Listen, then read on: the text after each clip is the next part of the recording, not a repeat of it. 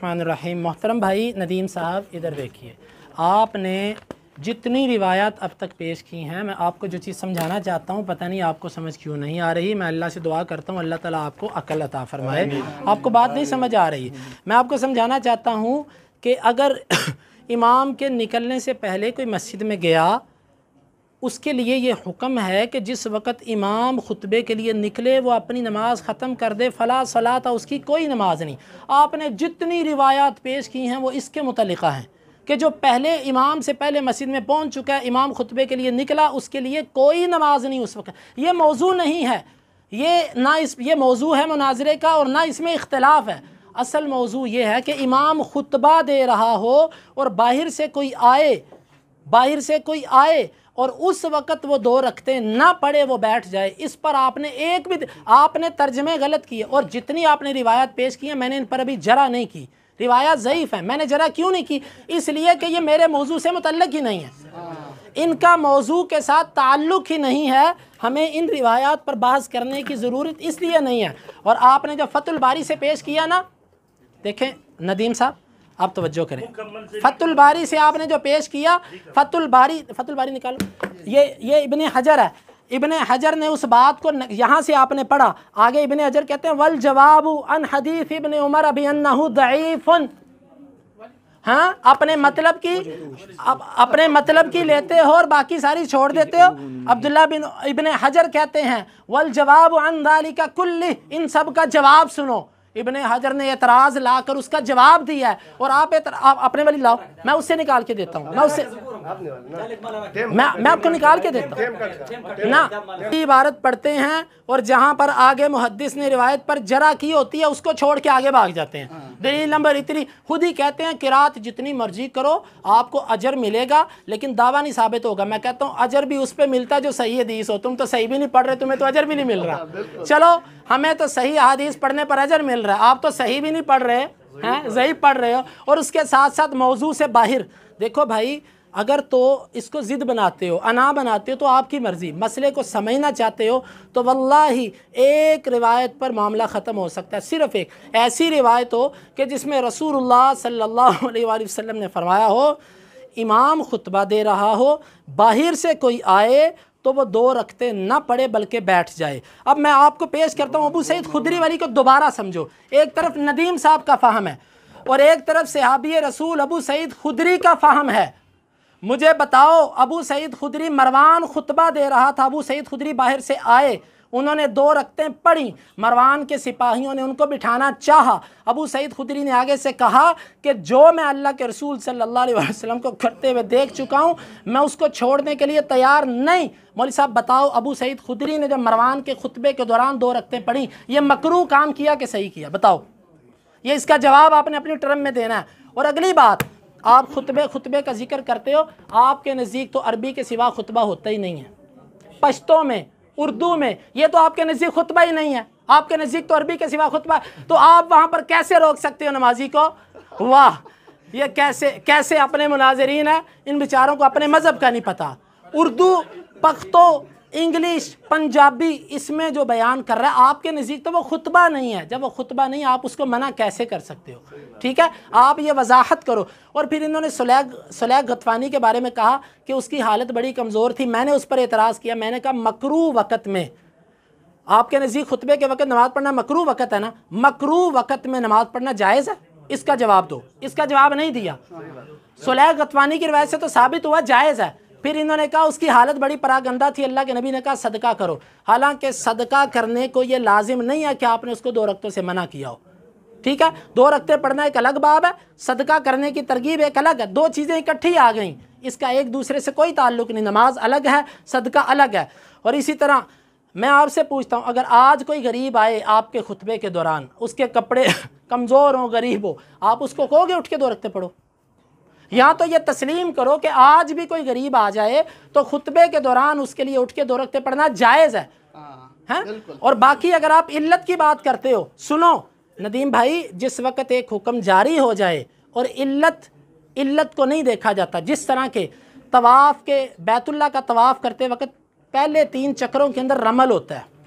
नदीम भाई मेरी बात समझे, पहले 3 चक्रों में रमल है। रमल رمل کی اصل وجہ کیا تھی کہ مشرکین مکہ بیٹھے ہوئے تھے، وہ کہہ رہے تھے کہ ہم دیکھتے ہیں کہ یہ یثرب سے آ رہے ہیں جو بیماریوں کا گھر ہے، مسلمان اتنے کمزور ہو چکے ہیں کہ یہ بیت اللہ کا طواف بھی نہیں کر سکتے۔ نبی صلی اللہ علیہ وسلم نے فرمایا اس طرف مشرکین بیٹھے ہیں، جب ان کے سامنے جاؤ تو پہلوانوں کی طرح رمل کرو۔ اب وہ مشرکین ختم ہو گئے، کچھ مارے گئے، ان کی اولادیں مسلمان ہو گئیں، وہ مسلمان ہو گئے، اب مشرکین ختم ہے، لیکن رمل کرنا آج بھی سنت ہے۔ رمل معلوم ہوا علت ختم ہو گئی، حکم باقی ہے۔ آپ کہتے ہو صالح غطفانی کو حکم اس لیے دیا تھا کہ وہ غریب آدمی تھا، میں کہتا ہوں علت ختم ہو گئی، حکم باقی ہے۔ اس کی دلیل نبی صلی اللہ علیہ وسلم کے عام الفاظ، اذا جاء احدکم، جب کوئی آئے، اور جب آپ جو اذا پڑھتے ہو نا، اذا خرج الامام، اس کو سمجھو وہ اس کے لیے جو پہلے سے بیٹھا ہوا ہے، جو پہلے سے مسجد میں بیٹھا ہوا ہے، وہ اذا اس کے لیے، کوئی بات نہیں۔ یہ اوپر سے ہنسی اور اندر سے پریشانیاں، یہ تضاد نظر آتے ہیں، یہ تضاد کھلے تضاد ہیں، کوئی بات نہیں۔ اچھا اگلی بات سنیے، اس بات کو اچھی طرح ذہن میں بٹھاؤ بھائی کہ ہمارا آپ سے اختلاف صرف ایک صورت میں ہے، جس صورت میں اس پر آؤ۔ آپ کہتے ہو کہ نہیں عن المنکر، کلام کرے اس کو کوئی چپ ہو جائے، یار یہ اختلافی موضوع نہیں ہے، یہ مناظرے سے خروج ہے آپ کا، یہ آپ کی شکست ہے کہ آپ اب تک ایک روایت نہیں پیش کر سکے، اور ساری روایات جی میرے اتنے نمبر ہو گئے، یہ مردم شماری جمہوریت، یہ جتنی مرضی کر لو ووٹ، جتنے مرضی بڑھا لو، وزن وزن وزن چلے گا، وزن ہے یہاں پر، دلائل کے اندر وزن چلے گا، گنتی نہیں چلے گی۔ اللہ کے فضل سے ایک دلیل بھی تم پہ بھاری ہے، اور جب ایک بھی موضوع کے مطابق نہ ہو جتنی مرضی پیش کر لو۔ جی 23 نمبر دلیل مصنف ابن ابی شیبہ سے، نبی مجھے کہتے ہیں ایک ہی روایت پڑھ رہے ہو، تو آپ بھی ایک ہی پڑھ رہے ہو، آپ بھی مختلف کتابوں سے ایک ہی پڑھ رہے ہو، واہ! الزام ہمیں دیتے تھے، قصور اپنا نکل آیا ہے، الزام ہمیں دیتے تھے، قصور اپنا نکل آیا۔ سوف تری اذا انکشف الغبار افرس تحت رجلک ام حمار۔ جی سنیں، مصنف ابن ابی شیبہ، نبی صاحب خطبہ دے رہے تھے جمعے کے دن، فقال صلی رکعتین تجوز فیہما، 2 رکعتیں پڑھو، خطبے کے دوران کا خطبہ روکا نہیں، اور کہا ان کے اندر اختصار کرو۔ 24 نمبر دلیل مصنف عبد الرزاق سے، رسول اللہ صلی اللہ علیہ وسلم ان رجلا من الانصار، انصاریوں میں سے ایک آدمی آیا جمعے کے دن، اور نبی صلی اللہ علیہ وسلم خطبہ دے رہے تھے، فقال ارکعت، کیا تو نے رکعتیں پڑھی ہیں؟ قال اللہ، قال فرکع رکعتین۔ 25 نمبر دلیل جابر بن عبداللہ کہتے ہیں جاء رجل، ایک آدمی آیا، والنبی صلی اللہ علیہ وسلم یوم الجمعۃ علی المنبر یخطب، چپ نہیں تھے، ممبر پر خطبہ دے رہے تھے، فقال له ارکعت رکعتین، کیا تو نے 2 رکعتیں پڑھی ہیں؟ قال لا، قال فرکع، چلو رکوع کرو۔ دلیل نمبر 26 جاء رجل، ایک آدمی آیا اور نبی صلی اللہ علیہ وسلم خطبہ دے رہے تھے کھڑے ہو کر، فقال له النبی صلی اللہ علیہ وسلم قم فرکع رکعتین خفیفتین، کھڑے ہو جاؤ اور 2 رکعتیں پڑھو ہلکی سی۔ دلیل نمبر 28 27 نمبر حدیث، رسول اللہ صلی اللہ علیہ وسلم خطبہ دے رہے تھے، لم یکن صلی رکعتین، ایک آدمی آیا اس نے 2 رکعتیں نہیں پڑھی تھی، نبی صلی اللہ علیہ وسلم نے اس کو حکم دیا ان یصلی رکعتین یتجوز فیہما، وہ 2 رکعتیں پڑھے اور ان کے اندر اختصار کرے۔ جی 28 نمبر، جی 28 نمبر، جی انہو حسن بصری تابعی انہو کان یصلی رکعتین والامام یخطب، وہ 2 رکعتیں پڑھا کرتے تھے اور امام خطبہ دیا کرتے تھے۔ دلیل نمبر 29 جاء رجل والنبی صلی اللہ علیہ وسلم یخطب الناس، ایک آدمی آیا اور نبی صلی اللہ علیہ وسلم لوگوں کو خطبہ دے رہے تھے جمعہ کے دن، فقال صلیت یا فلان، اے فلانے تو نے نماز پڑھی ہے؟ فقال اللہ، قال قم فرکع۔ دلیل نمبر 30 رسول اللہ صلی اللہ علیہ وسلم سامع داخل رجل یوم الجمعۃ والنبی یخطب، ایک آدمی داخل ہوا اور نبی صلی اللہ علیہ وسلم خطبہ دے رہے تھے، فقال صلیت، کیا تو نے نماز پڑھی ہے؟ قال اللہ، قال قم فصلی۔ کتنی واضح، یار ماننے والے کو تو ایک ہی کافی ہوتی ہے، اور اگر کوئی نہ ماننا چاہے تو پھر جتنی مرضی پیش کر لو وہ نہیں مانتا، ہاں جتنی مرضی ان کو پیش کر لو۔ ہاں ایک بھی دلیل یار عبد الرحمان بھائی،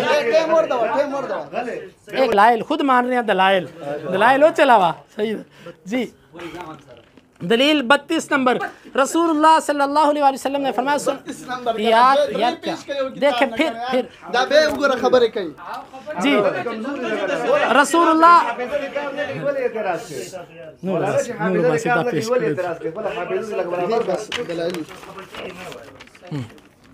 جی میں نے اب تک 31 دلائل پیش کیے. اور اچھا ایک بھائی میرے ندیم صاحب نے یہ بات پیش کی تھی کہ خاص کا مطالبہ کرنا یہ مشرکین مکہ کا کام ہے. یار آپ بات کو تو سمجھ لو، خاص